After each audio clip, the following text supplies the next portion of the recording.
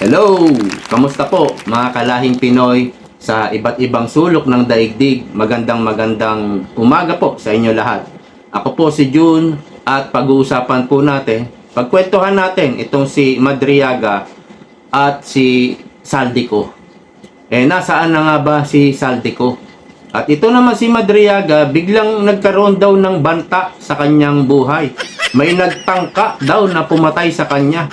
Ito'y pagdadrama na naman ng mga komunista at mga kalaban ni BP Sara na tila pinapalabas nila parang gustong ipapatay ni BP Sara. Samantalang nung pinaputok nila si Madriaga, wala naman itong death threat. Pero noong kinasuhan na ni BP Sara at pumunta pa nga, personal na nagpunta si BP Sara at sinampahan ng kaso yung si Madriaga, bigla na pong nagkaroon ng death threat. Ayan po yung isa sa magagaling sila dyan sa pagdadrama, propaganda. Magaling yung mga kalaban ni BP Sara dyan. Dilawan at komunista.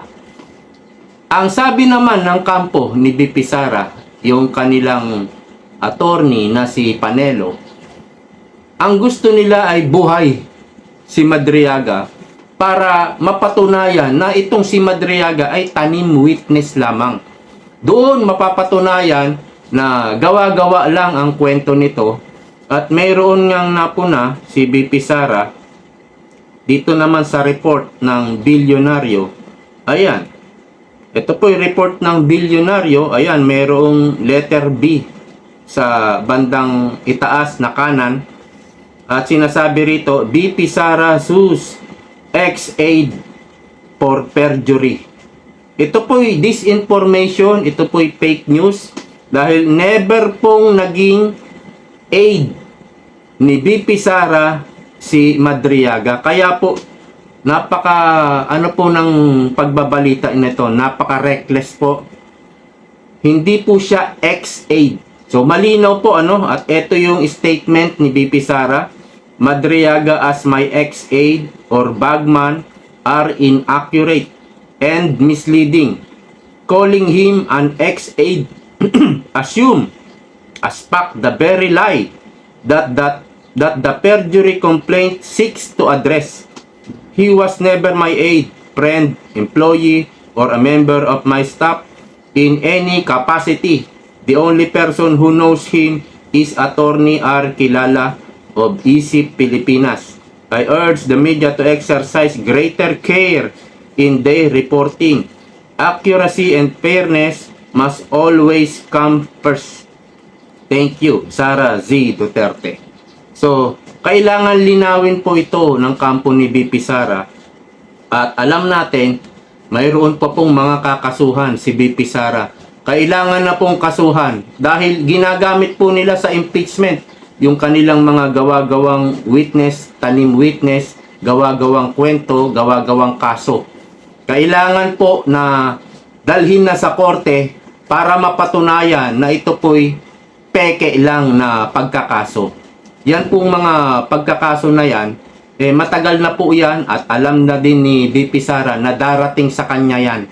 Dahil nga nakikita nila si BP Sara talaga ang parang tinik sa 2028 election. Yan ang pinakamalaking problema nila. Kaya ngayon, tinatrabaho na po si BP Sara at gustong ipa-impeach. Sabi nga ng attorney ni BP Sara, ni si Attorney Panelo, ewan ko kung anak ito ni Secretary Panelo. Pero mukhang magaling din, no? Sabi niya, mas gusto namin buhay si Madriaga. Mas gusto naming humarap siya sa korte para doon madali namin siyang magigisa. At madali lang daw tong patunayan na nagsisinungaling.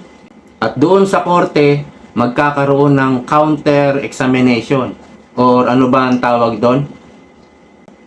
Cross-examination. Doon po mahuhuli si Madriaga na ito po'y nagsisinungaling. At matutuklasan din kung sino yung mga kasabwat, conspiracy ni Madriaga at kakasuhan daw din po ni BP Sara. At alam natin, may marami pang susunod na kakasuhan itong si BP Sara. Kasi, sobra na eh. Ang ginagawa lang ni BP Sara, panay ang depensa, panay ang salag sa kanilang mga suntok. Di ba dapat lumaban siya? Labanan niya ito, magsampa rin siya ng demanda. At alam natin na kapag nagsampa ito, kung patas lang ang mga paglilitis, kung patas lang ang judge, magsasampa ito, hindi ito magsasampa ng hilaw na ebidensya, hilaw na kaso. Magsasampa ito ng talagang matindi, mabigat ang ebidensya. Talagang more than 50% maaaresto itong mga sasampahang kaso ni BP Sara. Basta't patas lang ang korte. So abangan natin kung sino pa ang kakasuhan ni BP Sara. At punta na tayo dito kay Saldico. Napuna ni Manong Ted na teka muna, hinahanap ba talaga si Saldico? Pinalabas nilang mastermind, utak sa malawakang korupsyon sa flood control and other infrastructure project. Asa na si Saldico? Bakit wala na pong report kay Saldico? Yan po yung napansin ni Manong Ted. Tapos, yung ibang mga wanted, napansin ko rin. Si Bantag, parang 2003 pa wanted si Bantag, nasa Baguio lang naman. Bakit hindi nila mahuli-huli? Ang sabi ni Manong Ted, hinahanap ba talaga? Gusto ba talagang hulihin? At dito naman kay Atong Ang. Si Atong Ang, meron pang patong na 20 million. Ang laki. Ibibigay kaya nila yan kapag may nagturo kay Atong Ang? Malamang hindi. Mga sugapa sa pera yan eh. Hindi po pagpapakawala ng 20 milyones, may nagturo lang. Manghihinayang po yung mga yan. Mga sakim sa pera yan eh. Chika lang po yung 20 million na yan. At siguro pag may nakapagturo, malamang hindi po bibigay yan. Ngayon, hinahanap din ba si Atong Ang? Palagay ko hindi. Saan ba yumaman si Atong Ang? Sa sugal, di ba? Wala namang ibang negosyo yan eh, kundi sugal. Panahon pa ni Erap, yan na ang negosyo niyan. Sugal. So, dito sa negosyo ni Atong Ang, nakita siguro nila ang laki ng kinikita ni Atong Ang. Kaya, ayan ang ginawa. Ginurgor si Atong Ang. At baka sila na ngayon nag-ooperate ng negosyo ni Atong Ang. At sila na yung kumikita. Doon lang po yan sa pera. Pera lang ang nakikita ko dyan.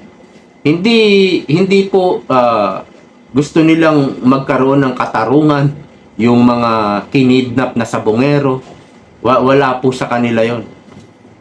Nasa negosyo po ni Atong ang pinag-uusapan dyan. Yung malaking pera. Yun po ang ugat niyan kung bakit tinrabaho nila si Atong Ang. Naggawa-gawa sila ng kaso at nagtanim witness, si Boying Rimulya ng mga sakong buto, sakong buhangin, sakong lupa. Yung pala'y pabigat po yun sa mga palaisdaan, yung naka-floating na kawayan.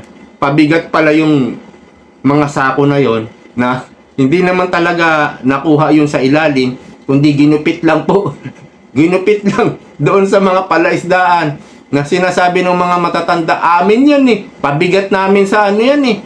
Sa palaisdaan eh. Talagang tanim ebidensya lang para maipakita sa media. Ngayon po, wala na si Atong Ang, nagtatago. So, nasaan na yung negosyo ni Atong Ang? Nasa kanila na, malamang. Sila na nag-ooperate. So, ganun po kawais, pagdating po sa kadimunyuhan, ganyan sila kawais. Kasi kung gusto nga nilang mahuli yung mga yan, si Alice Goho, ang dili lang nahuli. Nasa ibang bansa pa. Sa tulong ng Interpol.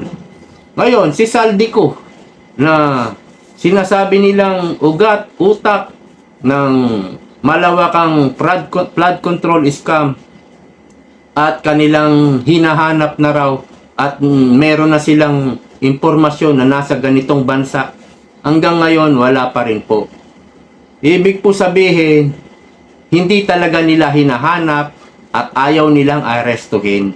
Di ko alam kung bakit, pero alam naman natin pag na pabalik na nila si Saldico, pwedeng humarap yan sa Senado.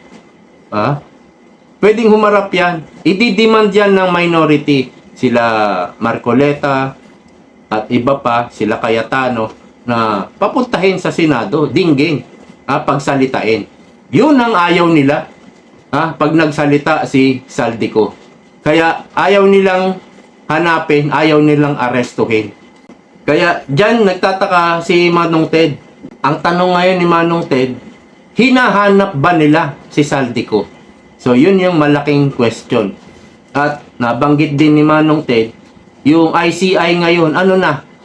Wala nang balita kay Saldico, wala na ring balita sa ICI. ICI means Independent Committee for Infrastructure. Tama ba? ICI? Independent Commission for Infrastructure. Ito po ay independent.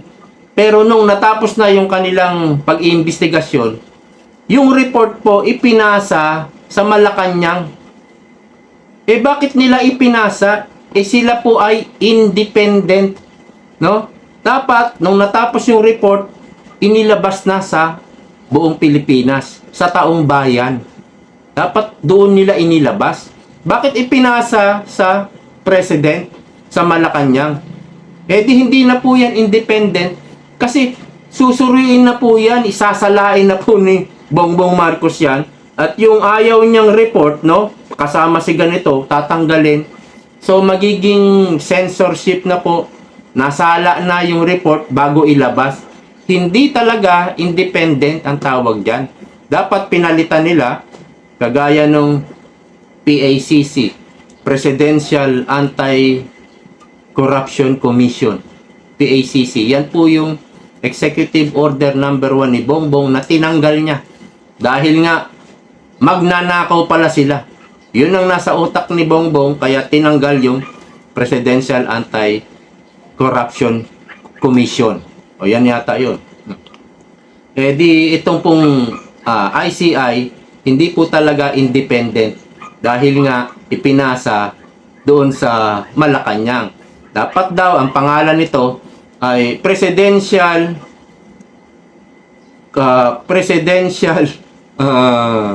anong tawag dito?